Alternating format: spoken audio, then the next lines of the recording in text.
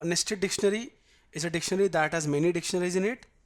Okay, so we'll be creating a dictionary here that has 3 dictionaries. Okay, let us first create an object.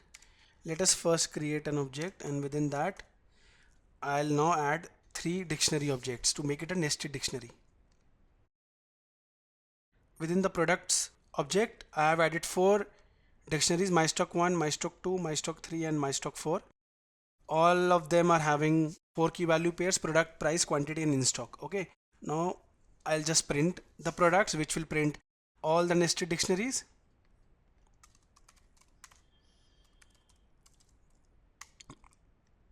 Right click and run. My stock 1, my stock 2, my stock 3 and my stock 4. So we have printed our nested dictionary easily.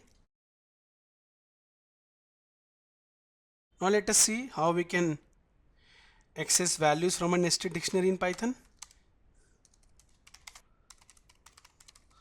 To access elements from a nested dictionary, okay, we'll be using the product and the square brackets to fetch the specific elements. Let us first create an object, and within that I'll now add dictionary objects to make it a nested dictionary. So we have printed a dictionary, nested dictionary. Now we need to fetch it, right? So directly go to print and within that mention the dictionary object products,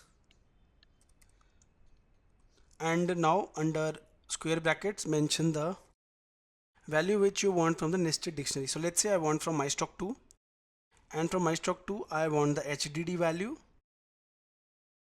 Okay, for that I'll be using the product key. That's it.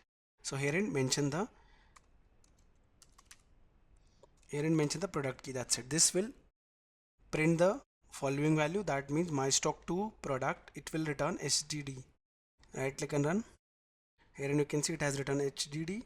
In the same way you can get other values. Let's say I want my stock 4 and a quantity value from the 4th dictionary. Here is my stock 4 quantity value. This will return 10.